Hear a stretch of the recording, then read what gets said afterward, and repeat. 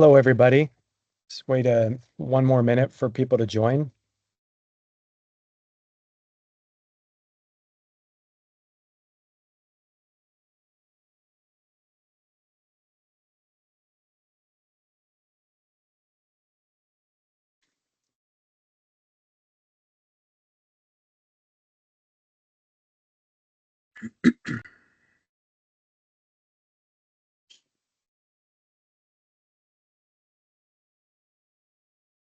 Hey, James, can you hear me okay? Give me a thumbs up if you got me. All Hey right, Jim, how perfect. you doing? Very good, Listen, thank you. I'm gonna probably be on audio only because I'm at Yep, work, it's but fine. good to see you guys. Sounds good. Thanks for joining.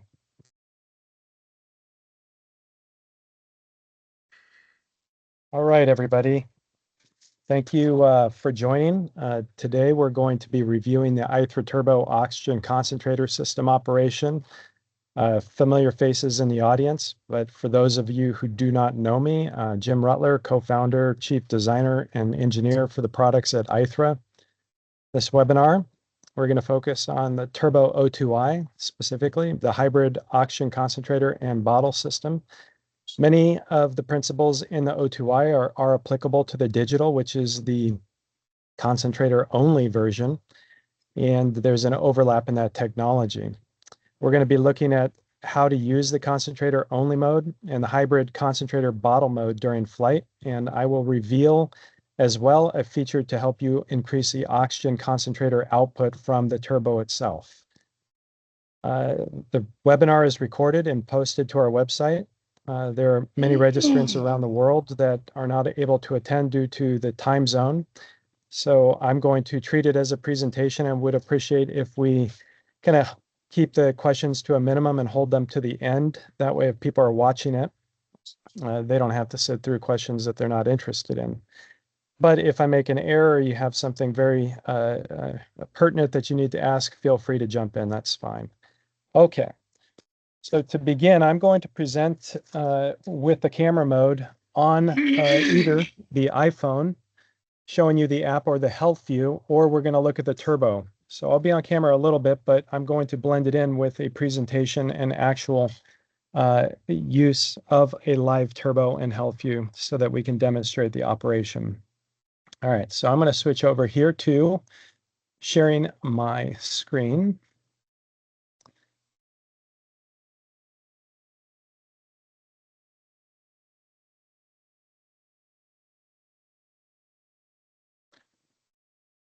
All right, we covered the turbo and O2i and gave you a brief overview of what we're going to be covering. Let me hide a little pop-up here. Okay, so what is the Turbo O2i? Many of you know, but just to make sure we're all beginning from a common foundation, the Turbo O2i stands for Turbo Oxygen Injection. It is a hybrid oxygen concentrator and bottle system. So it's a bit like the Chevy Volt.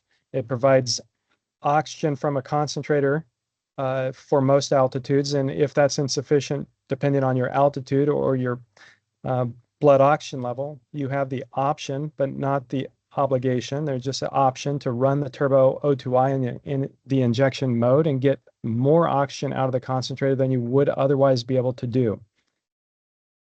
So what that means is it gets you virtually unlimited oxygen output via the concentrator, and that is virtually unlimited up to 2,000 hours in 2 years. So you can run it continuously, and you ought to. The sieve columns want to be run. It's you don't have to think about it in terms of your traditional conservation of oxygen as you have in the past. You actually want to use it. The more you use it, the more that the warmth in the sieve columns evaporates the water from the zeolite mineral, and by evaporating water over time and just keeping it clean of water, void of water as much as possible through the use and the heat, the general heat that just is produced from the heat pumps or the pressurized pumps. It just the byproduct of those pumps is hot air. By evaporating the water that is in the zeolite, you ensure that the concentration that is coming out of the turbo is high. So don't conserve it. Run it from takeoff to touchdown, or as you climb through 3,000 feet or 5,000 feet. You do have to concern yourself a bit with the alternator load at 5 amps at 12 volts. But generally, I run it all the time. Takeoff to touchdown, and you ought to as well, to the extent that you can electrically. All right. You have with the Turbo O2i, you have the ability, the optional ability. Again, there's no requirement to do this. You can run the Turbo O2i in purely concentrator only mode forever, indefinitely. But if you get to a situation where you need a little bit of more oxygen out of it, then you can turn on the O2i, the injection component of it. And that will supplement the oxygen that is coming out of the concentrator with a bottled oxygen supply. Now, you don't have to worry about how that happens. It's all combined within the unit and output via the cannula. Let's go to the next slide here. Why not use the concentrator only? Okay, well, at higher altitudes, you have less oxygen in the atmosphere because at 18,000 feet, you've got half the atmosphere. So that means two things. You need more oxygen, your body needs more oxygen, and the pumps that are within the turbo, they need more oxygen because they're not working at the full capabilities, just like a normally aspirated engine. I mean, it is trying to turbocharge the air, it is trying to compress it, but at some point it loses its ability to do that. Now, the problem is that the zeolite requires pressurized air to be run through the filter in order to remove the nitrogen and pass the pure oxygen. If the pressure goes down in the zeolite, then the oxygen will not bind, or the nitrogen will not bind to the zeolite, meaning your concentration of oxygen being output is going to go lower. You're going to get more nitrogen passing through than you otherwise would at lower altitudes. So you have two factors that conflict, or they intersect here. One, you need more oxygen at altitude, and two, the concentrator just can't do it. So what are the altitude limits of the Turbo O2i? Here on the concentrator only mode, 18,000 for one person, or blood oxygen level of 90, 92%. Don't let it get below 85%, but try to target 90 to 92%. If you're unable to do that on concentrator only mode, then you need to begin in the injection component. We'll talk about how to do that. For two people, because the concentrator is only outputting a fixed volume of flow, 15,000 feet for two, or 90% target for blood oxygen level for both individuals, or at least the pilot. If you add the injection component, one person could theoretically go up to 25,000 feet, and I'll show you how to do that, or keep the blood oxygen level above 90%. Two people should not go above 18,000 feet because of the reasons we'll talk about. So there you have it. Altitudes are suggestions. Your blood oxygen level controls, 15 or 18,000 with the possibility to go higher for one person. And it depends on whether you're running in concentrator or injection mode. Next slide. All right. So the concentrator output component only is pre-configured by us at 1.1 liters a minute. Today, in a few slides, I'm going to show you how to increase that concentration output by 30% to 1.4 liters a minute. That's significant. We originally shipped these at 1.1 liters a minute to be conservative. And the 1.4 has been demonstrated at 18,000 feet to maintain the pressure. A higher flow rate means lower pressure. So as we got higher, my concern was that at those altitudes, the atmospheric pressure would be low enough that it could possibly begin to lower the concentration of the oxygen being output.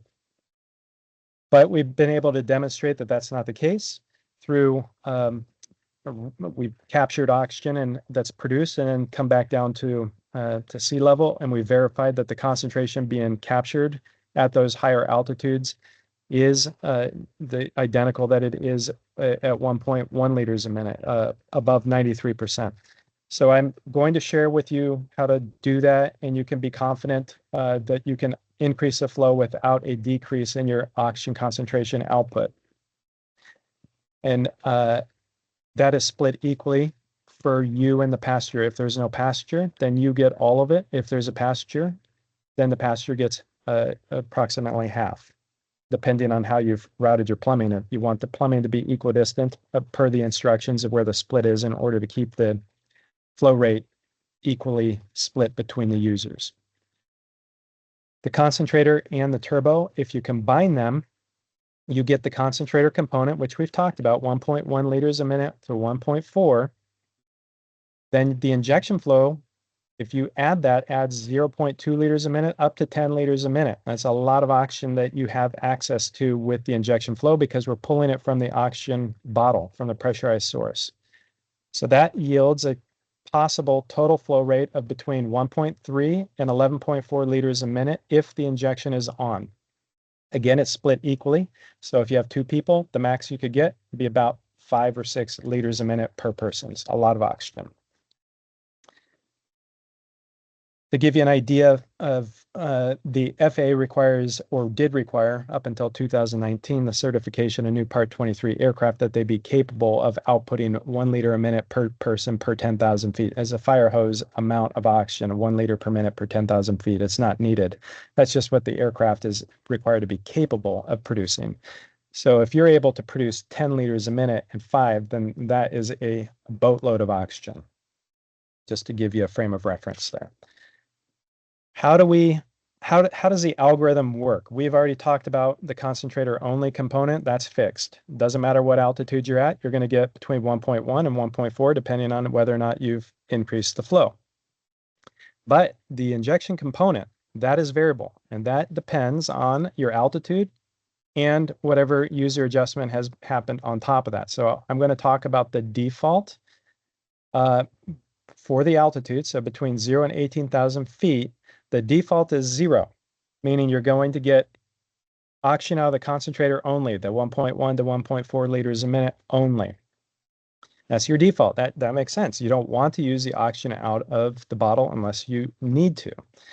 If you go above 18,000 feet, whether you want it or not, if the oxygen is available, it's going to begin pulling it from the bottle and trying to provide that to you, because the concentrator is not capable on its own of going above 18,000 feet and producing oxygen because of the atmospheric pressure decrease.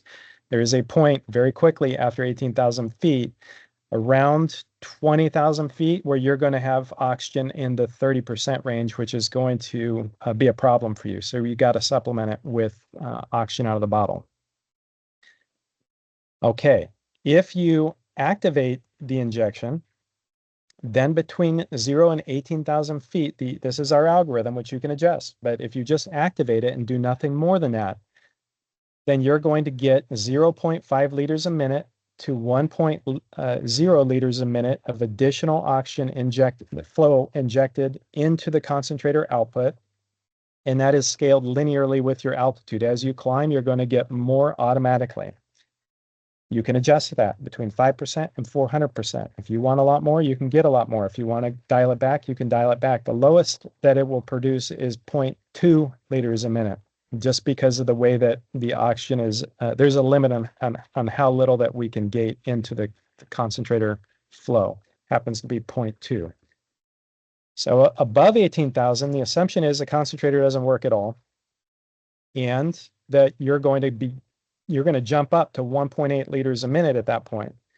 So if you're at 17.5, you're at 1 liters a minute, and you're going to conserve a lot more of the oxygen out of the bottle. But if you do cross through 18 pressure altitude, as indicated on the HealthView, you're going to get more oxygen, because the assumption is that we can't rely on the pumps to generate enough concentration through the concentrator only.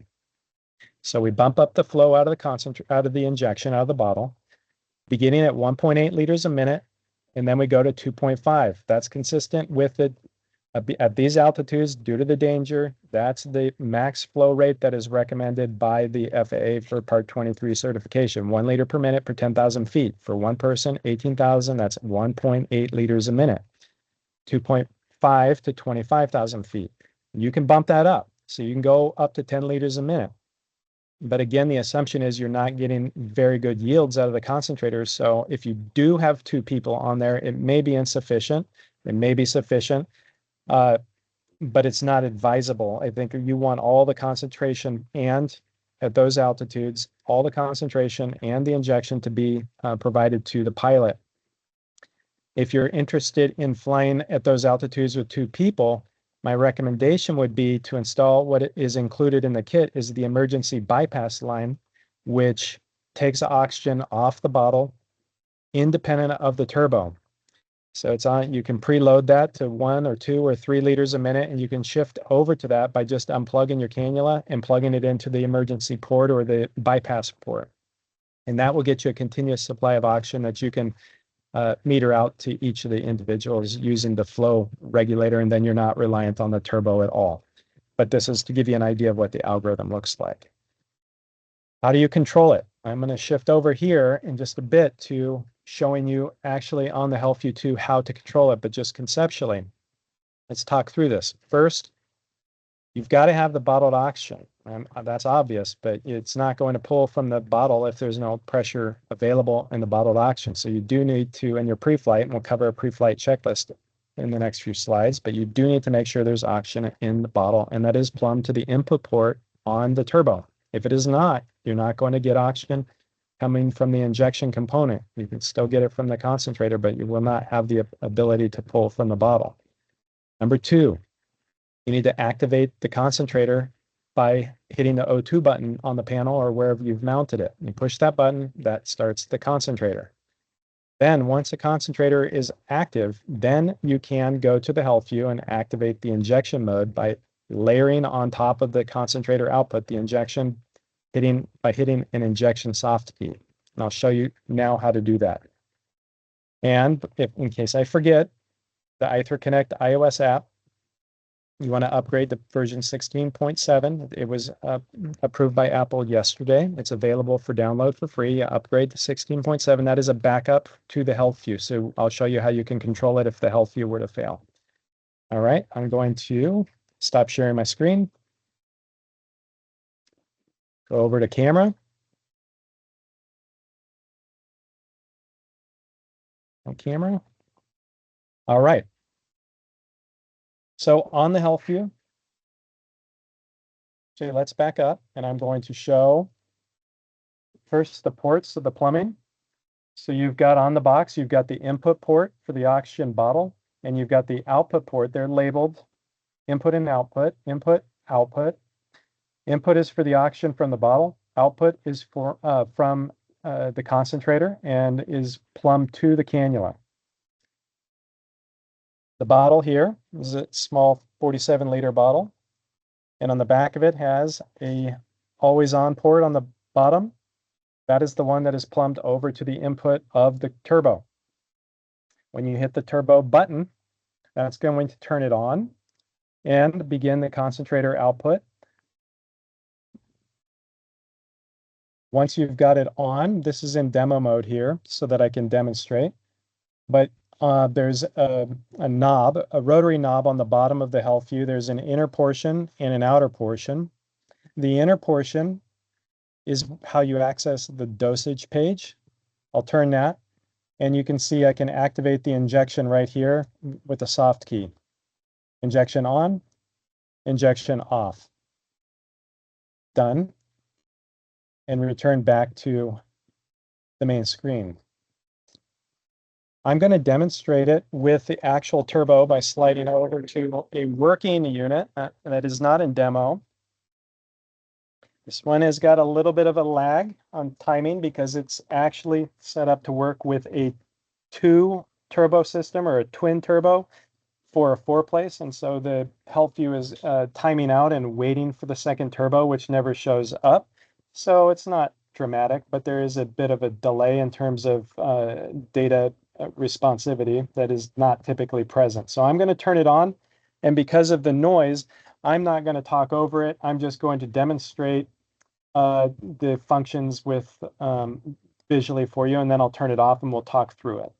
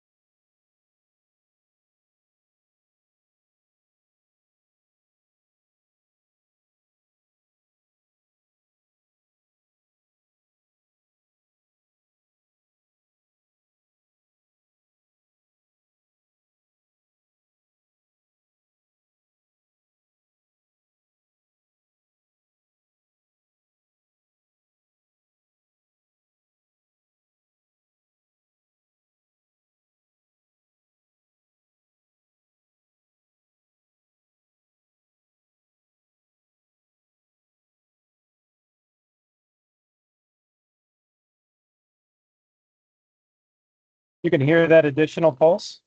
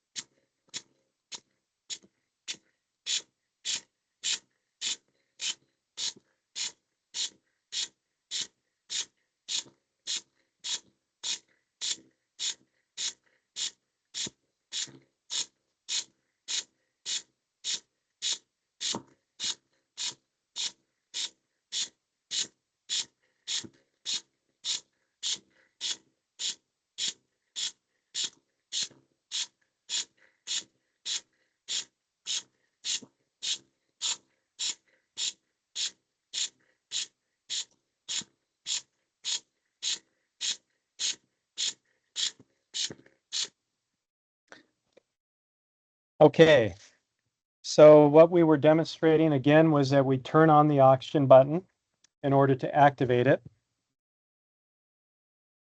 And make sure I've got my screen on the appropriate camera here.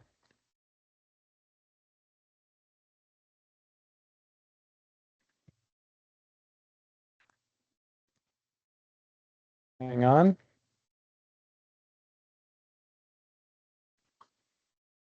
Sorry for that. I want to make sure that I've got it on the appropriate camera.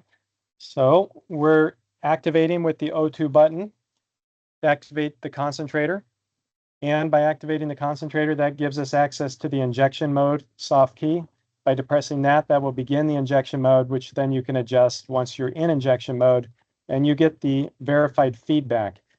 The turbo does verify the actual output. So there is, once you turn it on, the injection mode, before you're able to control the output, there is an internal digital flow meter that verifies that the turbo is providing you output. If it is not, then you will get a fault here that says that there's no injection, even though you're expecting the injection. Otherwise, you're able to adjust the flow rate. Okay, moving on to the next slide.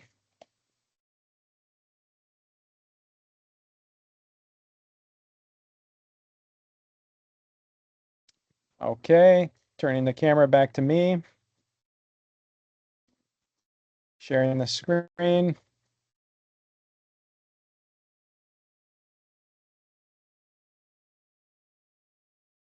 What are the fault indications?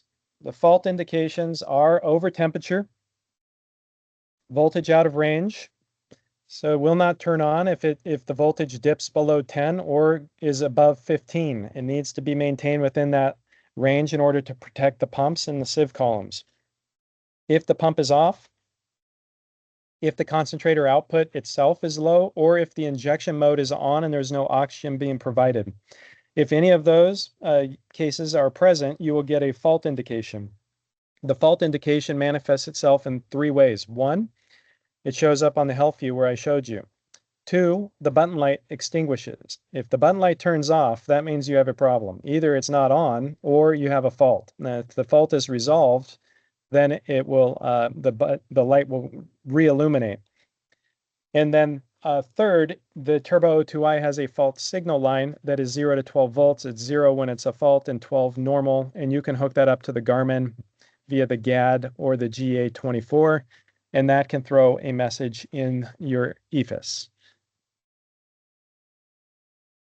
All right, bonus. Many of you have been waiting on how to do this. So I'm going to show you how to increase the output of the concentrator only from 1.1 to 1.3.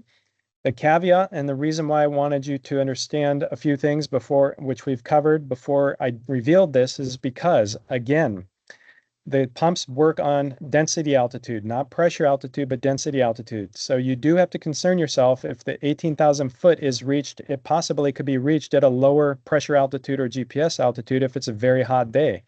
So on hot days, you have to be very careful at flying around at 18,000 feet, and you have to monitor your blood oxygen level much more carefully. And if it were to dip, I would recommend that you go and reverse the flow rate back down to 1.2 or 1.1, which will increase, make it easy, make the concentration higher for high density altitude days at high altitudes. And with that warning, then I will go ahead and show you how to do this. Let me stop sharing the screen. I'm going to go over to, actually, I am going to keep that. Go over to,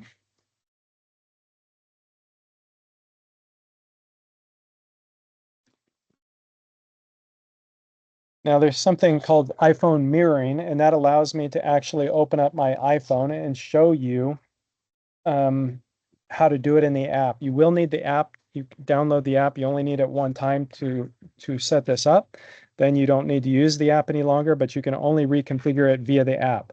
So first thing I'm going to do is open up the app on my screen, and it's version 16.7, published yesterday on the App Store. Make sure you get 16.7 before you attempt to do this. I'm going to go ahead and turn on the pumps because I need to have them live in order to demonstrate this.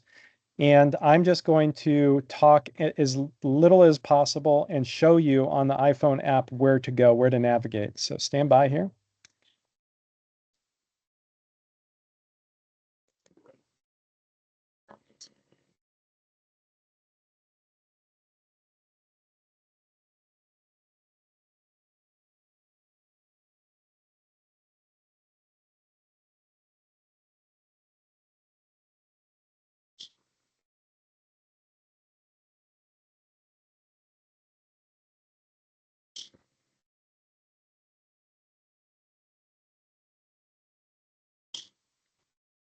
Up here, top left, settings button. So again, homepage, top left, settings button. Scroll down. Turbo output level is another, is a setting now. Go to the code, enter in Deer Valley Phoenix Airport Identifier, KDVT, and make sure you hit enter. If you don't hit enter, it will not work. Once you've done that, you can unlock that code. You can drag that up to 3. That will reconfigure the hardware.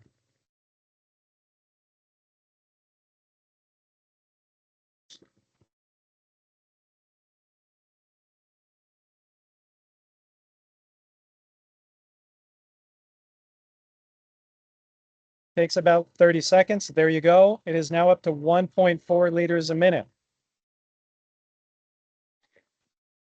Once you've done that, then you do not have to use the app any longer. When we originally shipped these, we pre-configured them and made it capable for us to reverse engineer or change these in the future to make them higher flow rates once we had enough data to justify the higher flow rate or to confirm that it was safe to do so.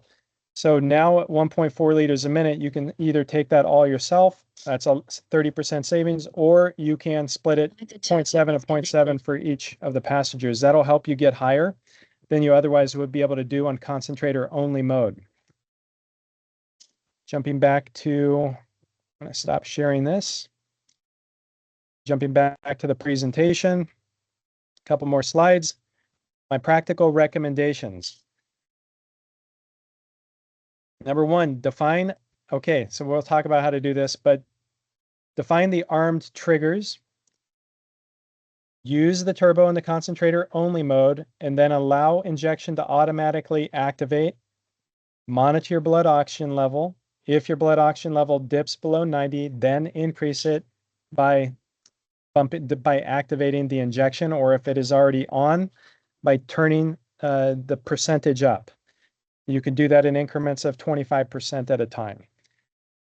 The armed triggers, we haven't talked about this yet. This is a good reminder.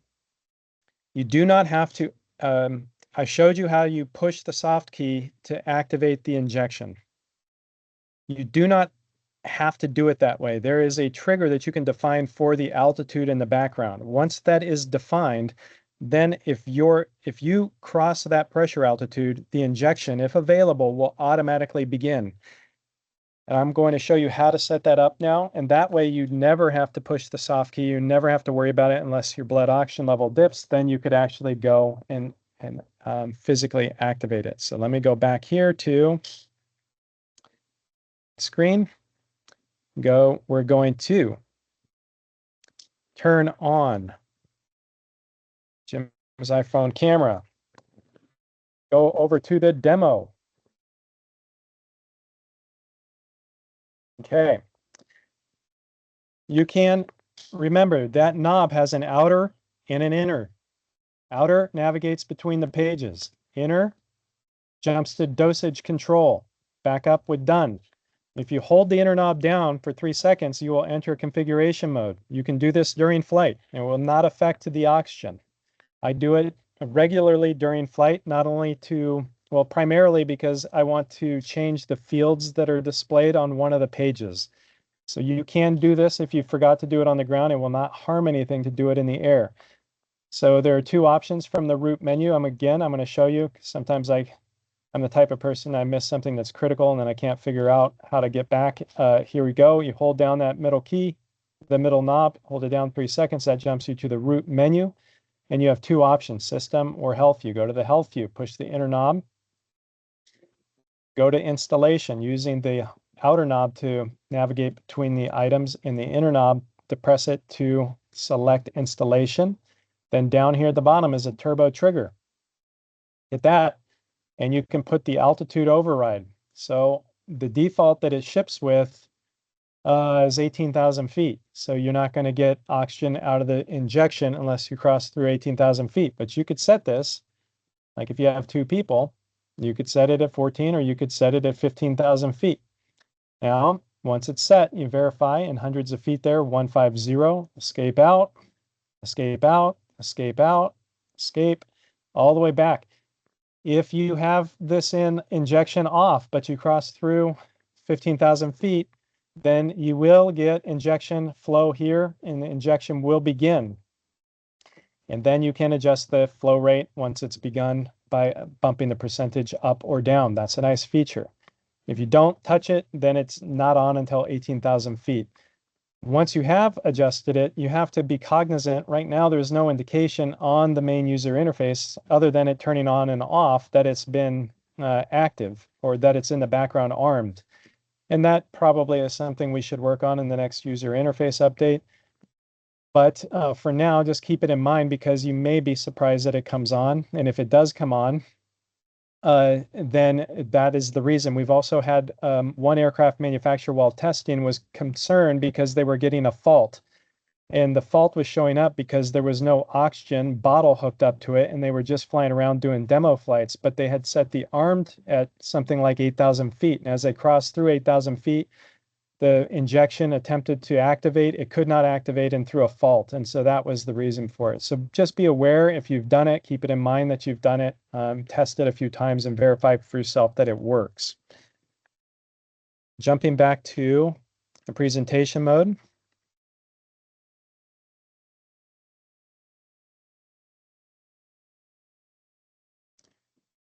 And I don't actually, it looked like I did not share that. So let me back up and do that again. It looks like my screen was on and maybe people did not see that. So let me back this up one more time and show you that outer knob to rotate between the pages, inner knob to jump to dosage. If you want to get to configuration mode, hold down the inner knob. It will take you to the root HealthView, installation, turbo trigger, set the altitude there in hundreds of feet. Hit enter to save it. 15,000, escape out, escape out, escape out, escape out, and you're back. Okay. Nearing the end of my prepared comments.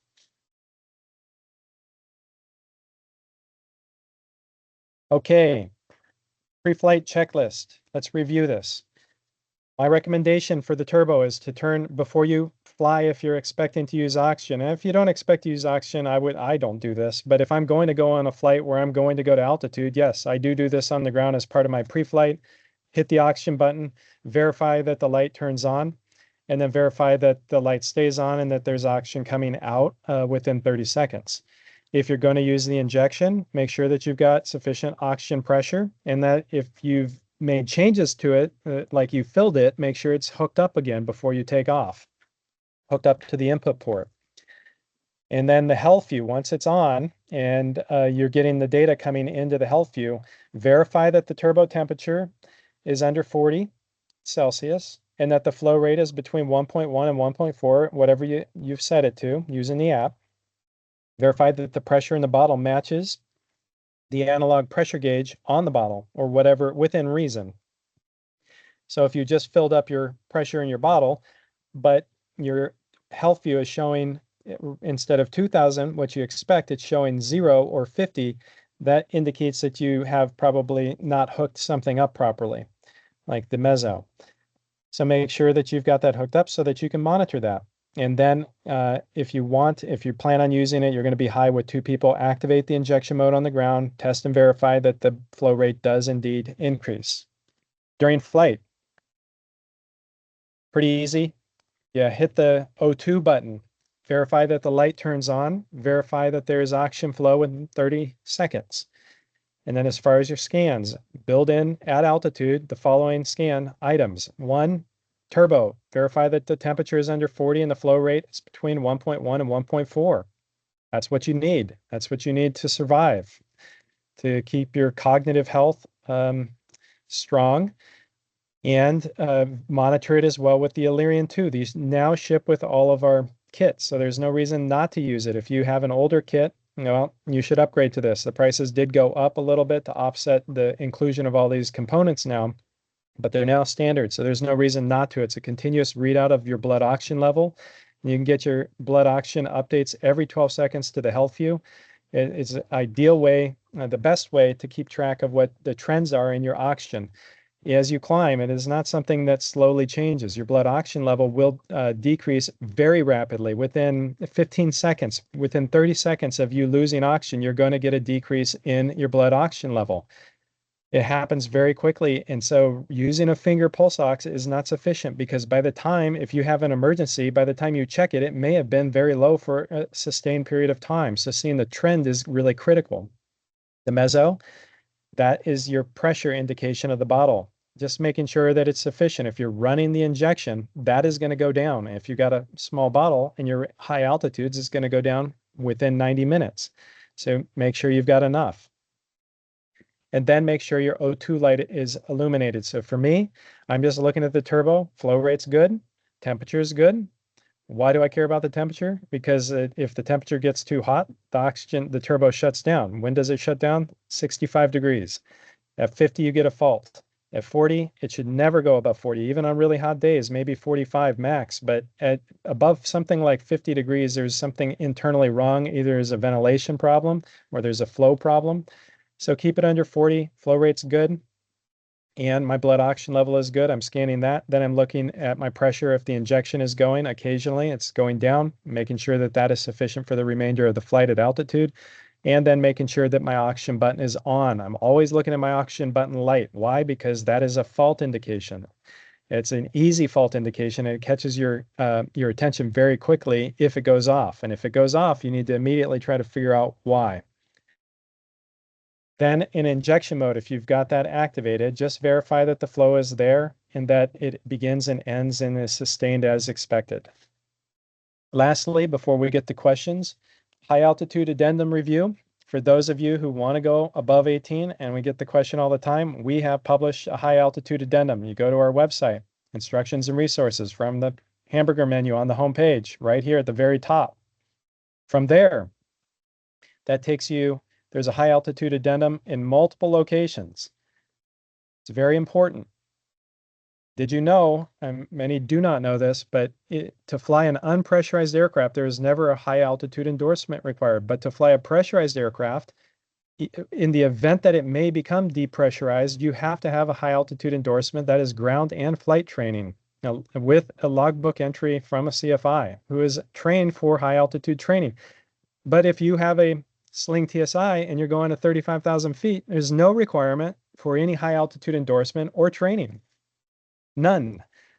Despite the fact that you are at those altitudes intentionally and exposed persistently, continuously to the unpressurized atmosphere, it seems like you ought to have a high altitude endorsement. So we tried to create something akin to a high altitude endorsement if you're going to go above 18,000 feet. Why do you need this? Well, between 18,000 feet and 25,000 feet, your time of useful consciousness that's the time that you have to make good decisions is between around 3 minutes. The problem is that time is not enough to descend to a safe altitude where you do not need oxygen.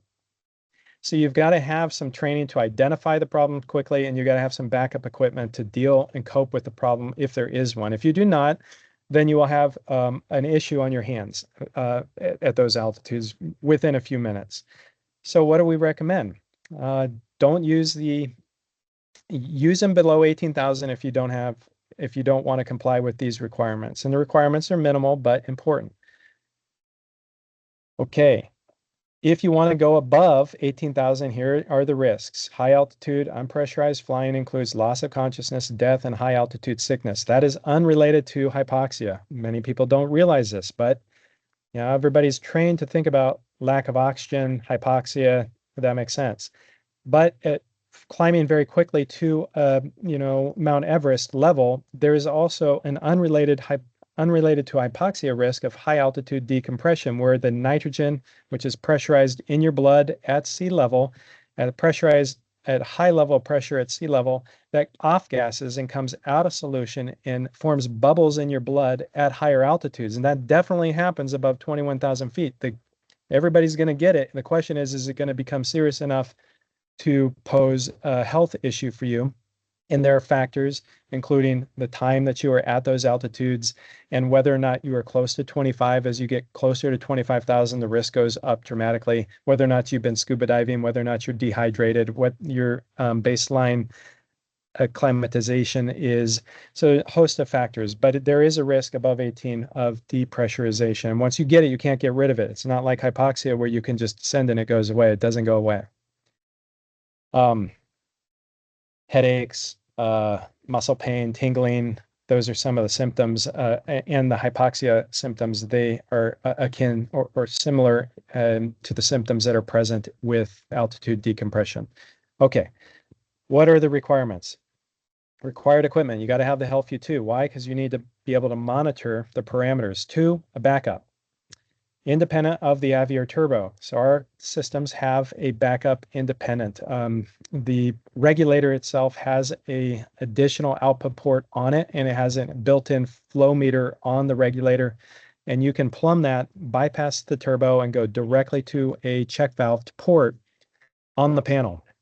If there's ever a problem with the turbo, you can unplug from the concentrator turbo output, and you go right to the emergency port, which bypasses the turbo, and you get a continuous flow of oxygen. So that's required. Make sure you put that in. It comes with the kit. Some people choose not to put it in. You should do it.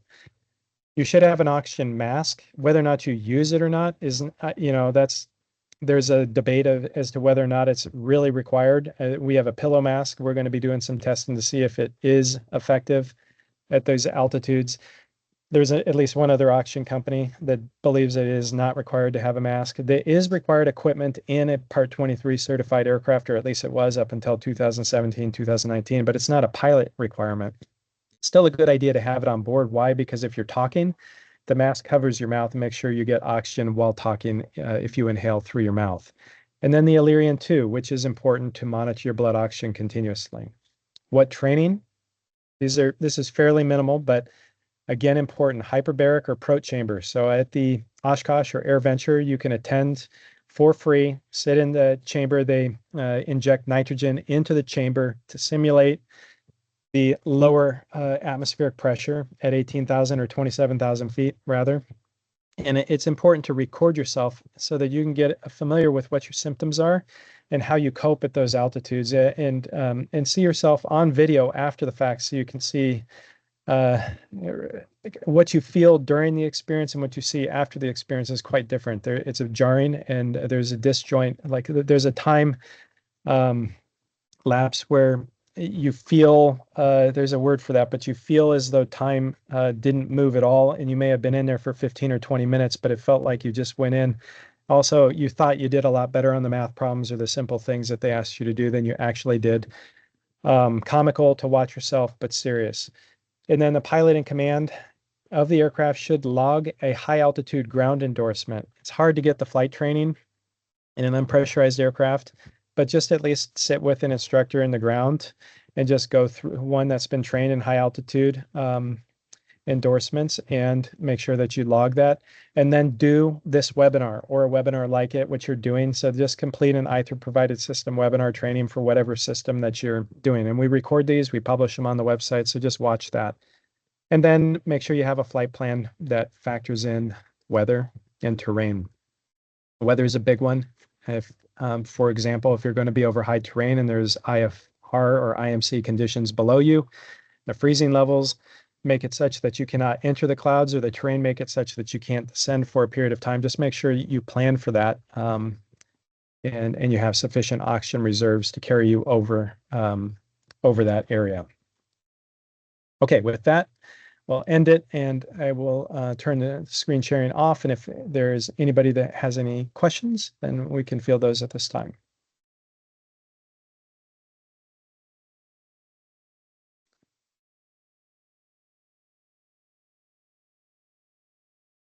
Okay, stop sharing. All right. Okay, James, our ER physician and hyperbaric trained physician, corrected me. Thank you, James, as a hypobaric chamber. And James, why don't you jump on and explain the difference there? Yeah, just real quick. It's one of those things like carbon monoxide and carbon dioxide. They roll off your tongue, and you often say the one, which is not quite right. So the hyperbaric chamber is what we would use to treat somebody who's had a decompression event. The hypobaric chamber is the one that you go into at like Oshkosh, wherever, get in the chamber, they lower the oxygen pressure, and you get to experience what your hypoxic symptoms are. And many people on this call will have done that.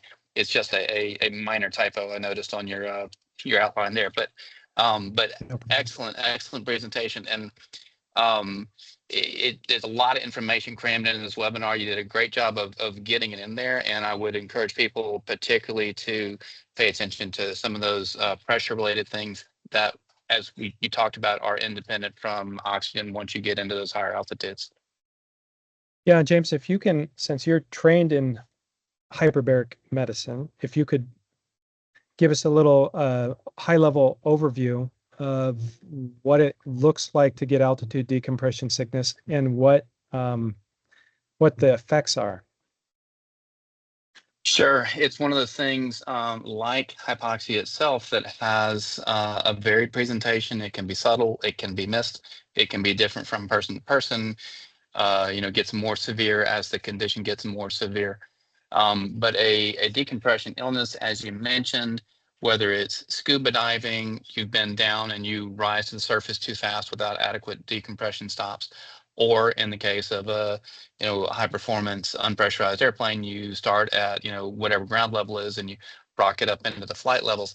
In both cases, you're starting from a higher degree of pressure and you're going fairly rapidly to a lower degree of atmospheric pressure. So it raises the possibility that nitrogen comes out of solution in your blood, in your tissues, in your joints, and different parts of the body, and makes physical bubbles. They may be tiny, they may be larger, and the severity of the presence of the bubbles, the size of the bubbles, the speed with which it develops will be what determines how bad your symptoms are. So the early ones, the mild ones, are often not recognized. There's lots of stories about glider pilots who just didn't know what had happened to them, but they clearly had some altitude decompression illness.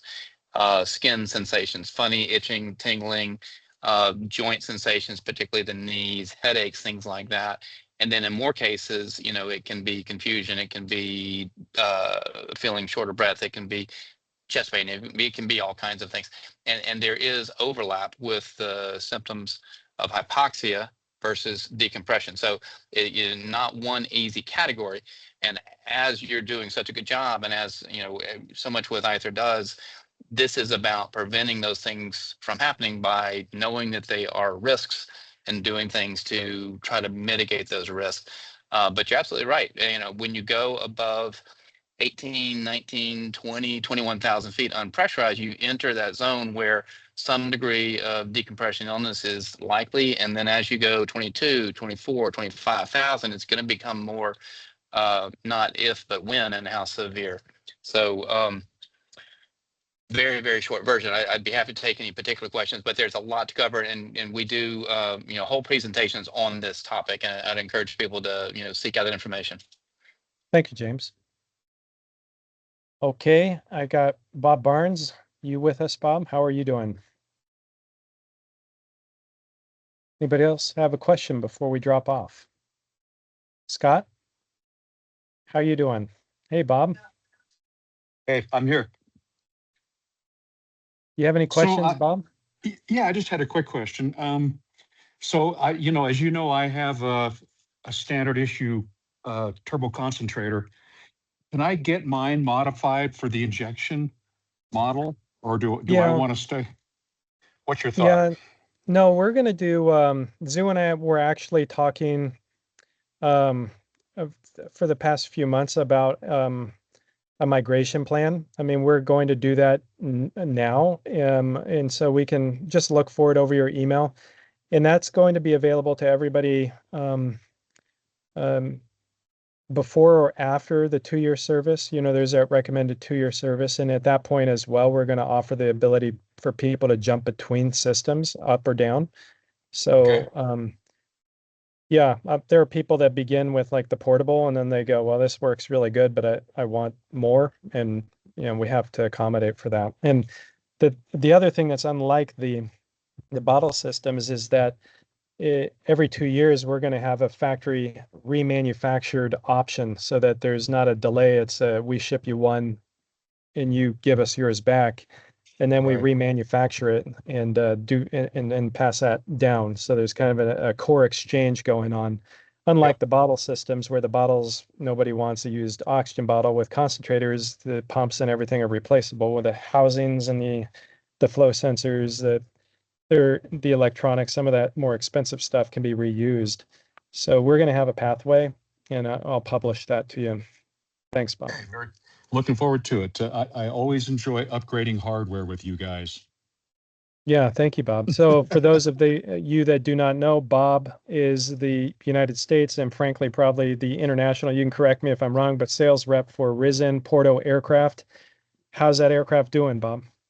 It's really doing well. So as you may or may not know, we were on the featured October issue of AOPA magazine, and it got tremendous feedback. We did at the factory and here in Salt Lake. And then literally yesterday at 10 a.m. they AOPA dropped their video. That was a companion piece with the featured article, and the response we're getting has just been crazy. It's absolutely been crazy. We're getting ready to test fly our four-place. We were hoping it was going to be this week, but we have some mechanical issues with the landing gear we're trying to work through. But we're pretty optimistic about next week being a go for the four-place airplane. Are you going to publish videos of that? Of course. Okay. And it will be installed. There's going to be Aithre equipment installed from the get-go. Oh, that's great. Now, do you have pictures of that you can share? If I did, I would have to do something really serious to you. Sorry, Jim. Is that in Utah? So the airplane right now is sitting in Cremella, Italy. I've seen it, and it's pretty breathtaking how it looks. That's not a twin, is it? No, it's not a twin. But the one issue we're having, So, you know, if you can imagine, we've had real good luck with Rotax, and the top of the food chain for Rotax is the 916. We just don't believe that a 916 is just going to give us enough grunt for 4 people, luggage, and full fuel. So we're looking at alternatives, you know, that keep us out of the 350 weight class that a Lycoming would put us at. We're looking at UL power as a possibility. And then, of course, the nice one is we're working with Jim Sampson over at Scion Aviation. Great guy, by the way. He's become the U.S. distributor for Turbotech. Okay. And that's the turbine manufacturer out of France. Yeah. Fabulous engine, but you know, it's an expensive engine. Okay. So lots of good stuff happening. By the way, Alberto will be here next week. He shows up on the 22nd. We've Okay. got some customer support issues. We're going to be going down to Las Vegas if you're in the neighborhood. Yeah, I have actually have plans. Let's talk offline because I have plans to go to LA, and I might be able to swing through Las Vegas. It's on the way. Yeah. Well, you take Zoo with you because I hear they have hotels in Vegas. That's what I hear. Yeah, they do. Good ones, cheap ones that are really good quality. Great talking to you, Jim, and Zoo, take care. Okay, thanks. You too, Bob. Take care. Have a good night. Bye. Bye. Scott, you on? How you doing? I am. Great. Awesome presentation. Thanks for joining. Yeah, thank you very much. You have any questions? Yeah, I was curious what the most common like oversights or user errors you experienced, something that's simple but could be detrimental that people overlook. You know, obviously the software, the UX, the UI you've created is incredible coming from a software background. You've thought of everything, but I'm just curious, are there common oversights that a user you find that like, oh, this is what they did? Yeah. So you have the Turbo Portable.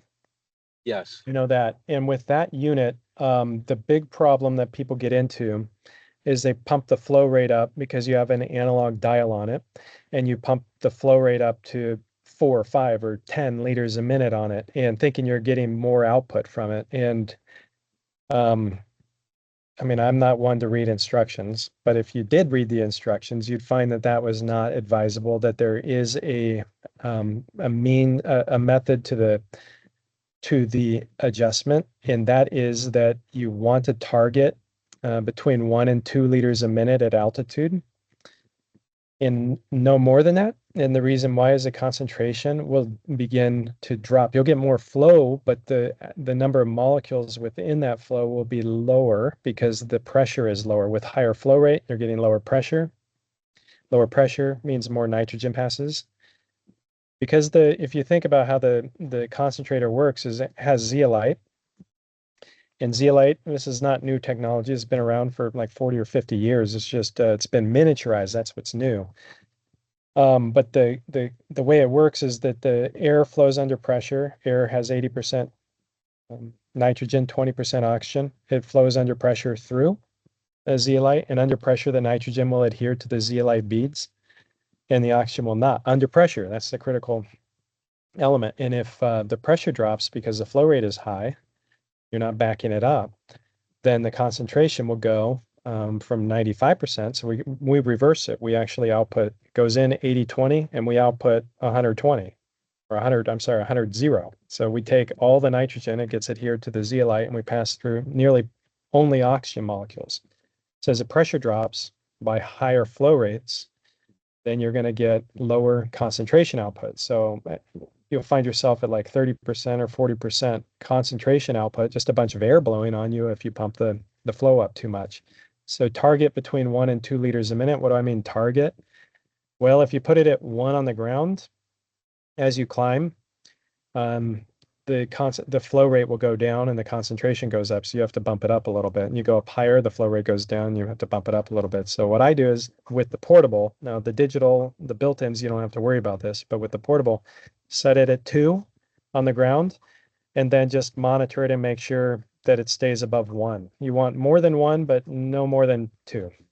And as you climb to 18,000 feet, if you set it at 2 on the ground, you'll find it'll be at about 1.1 at 18,000 feet, and that gets you your sweet spot. You could be a little bit higher than that because you get, if you put it at like 2.5 and you're going to be flying at 18,000 feet, you're going to get around 1.5 at that altitude. Whatever it is that you're at, whatever altitude, you're trying to target around 1 to 2. And that gets you the most concentration for the most flow. That's kind of a easy way to think about it. Yeah, great explanation. Makes great sense. It's just like it's like almost a thermal exchange, but it's an ion exchange with the zeolite. Yep. And without the appropriate back pressure, it's just Yep. flowing through and it's not getting the contact time. That's it. Now we've had like aircraft manufacturers tell us, hey, this shit works great. We were at 18,000 feet. We pumped it all the way up. I'm like, okay, well, it does work. You're getting, but it's not getting you the most concentration. So it would work better at 2 than it would at 4. So, and no less than 1, because under 1, you're just getting really highly concentrated oxygen and the flow is just not much. So sometimes people forget to adjust it, and you can monitor that both visually and on the app. Awesome. Thank you. That was Yep. great. Yeah, no Great, problem. great presentation too. Thanks. Thanks, Scott. Thanks very much. Good seeing you again. I've been thinking about you, and we'll have to connect again after the call. Will go. Have a great night. Thanks. You too. Good night. Don, I know you. You have a question, and Shannon, if I don't know you, Shannon, or maybe I've met you, I don't remember. It looks like, Don, you're camping. All right, what do you got, Don? I can't hear you. You're on mute. Let me unmute you. Sorry about There that. you go. Yeah, There you go. just took a nap. It's windy out here in Lake Powell. Anyhow, I just Okay. joined the webinar. Wanted to kind of catch up, see what the newest information was, I guess. Very cool. Very Um, cool, Don. Yeah, What's the temperature So- like out there? it's perfect. It's about 70 degrees, 75. It's windy today. I'm going to be here the rest of the week. It's going to be calm. So Yeah, perfect and time of the year to be here. are you camping under the wing? Yeah. Well, Oh. not necessarily under the wing. I have a boat, so I had to left my airplane at home today. Okay. Sounds fun. Yeah. So, sorry for joining it late. No problem. Just No got back problem. to camp. No problem. Happy to have you, Don. Yeah. Well, thank you. And Enjoying your yeah. product. Thank you very much. Which one do you have? I forget. I have the oxygen generator. The built-in? Mm-hmm. Yeah. Yeah. Good. It's And I working just okay for you? oh yeah, it sure seems fine. I did just kind of overhear what you were talking about the flow to be between 1 and 2. And there's Okay. a way to do that. It sounds like with the app. Well, do you have it built in? I have Is it installed or is it a portable unit? no, it's built in. And do you have the one where you have I mean, you've been a customer for a long time, so we've had some iterations. And just tell me, do you have the one with the analog gauge on it, or does it always does it automatically output 1.1 liters a minute? Automatically outputs 1.1. Okay. So yeah, let me share the app again and I'll show you how to do it. This is Okay, perfect.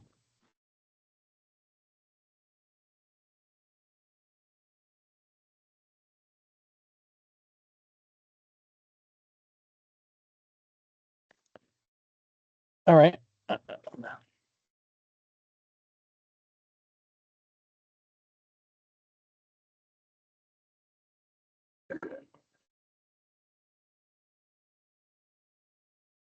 And is this recorded, Jim, so I can go back and refer to it? It is recorded. Perfect.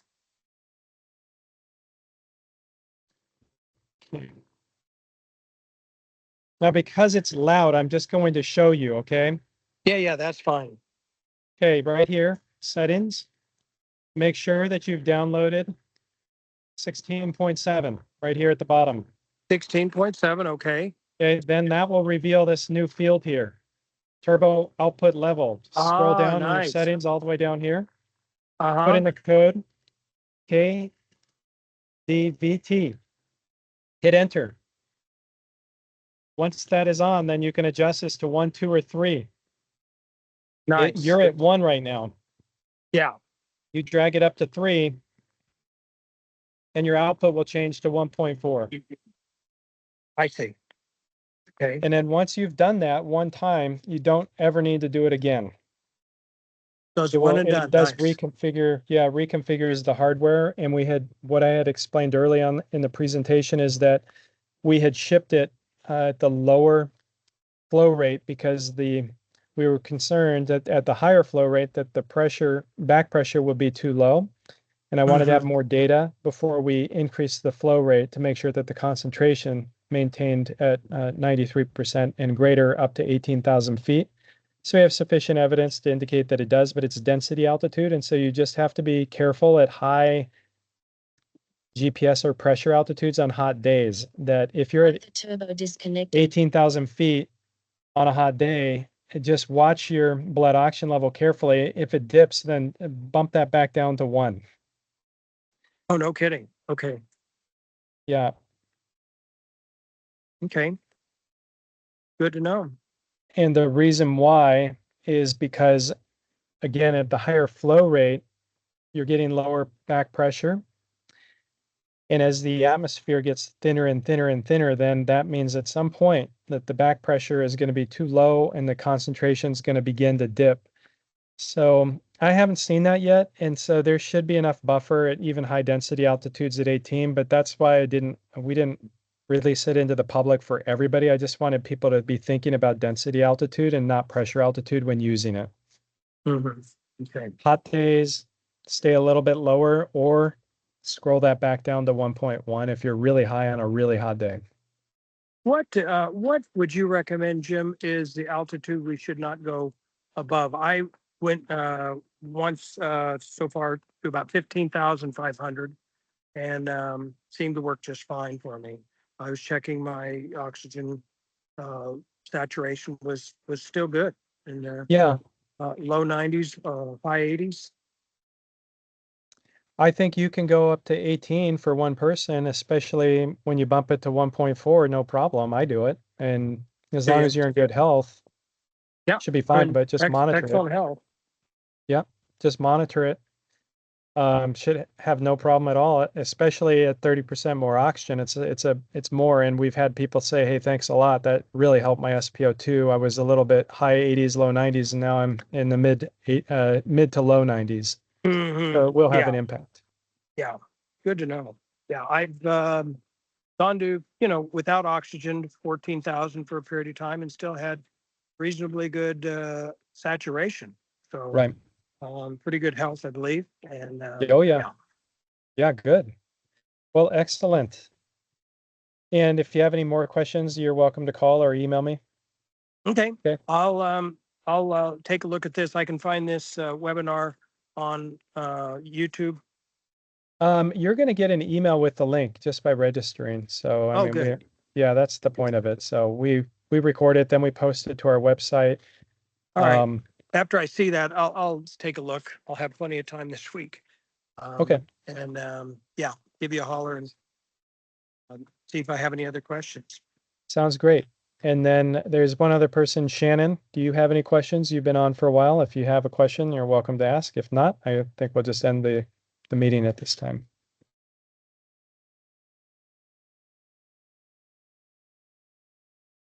Okay. Well, thank you. And take care, everybody. Have a good night. Yeah. Hey, Jim, I wanted to also tell you, you guys are awesome as far as from a customer standpoint, 10 out of 10. I really appreciate because, I've had some experience with other companies that aren't as responsive as you all. And it's really been a blessing to have your product and to have the kind of support that you all provide. So really grateful for that. And also, did you, I'd called the company you told me about that was talking about the backup for the Rotax electronic ignition or the battery backup. And they said it's kind of on their back burner, but never really have heard back from them. Did you get your dad's done, installed on the unit that you showed me at Oshkosh? Well, I have it. No, I mean, I'm putting it in right now, actually, but it's in the Lycoming, so not in a Rotax. I think it would work. So you should, Jason, Surefly, I think we should Right. put you in Yeah. contact with him again. Now I remember that conversation with you Yeah. there. And I think you should reach out to him again because I'm actively putting it in and it's done. I think I have the very first production version. You said, And yes. yeah, it's taken me a while. Just kind of got busy, but slowed down a little bit in the after Oshkosh. So I'm trying to get it in. I really want the dual ignition. Yeah, I don't blame you. Well, I'd be very interested. And I actually didn't talk to him. I talked to his coworker. I can't remember his name, but told him, what I was calling about. And he said, well, we don't really have that quite in production yet. I said, well, I'd be happy to be a beta test pilot, if you have somebody Okay. that you wanted to check it So out. what I'll do right now while we're on the phone is I'll just email you and I'll copy Jason. So if you can give me your email, I'll take it now. Yeah. It's Don, D-O-N, best, B-E-S-T, at Barnett, BARNETTALDON,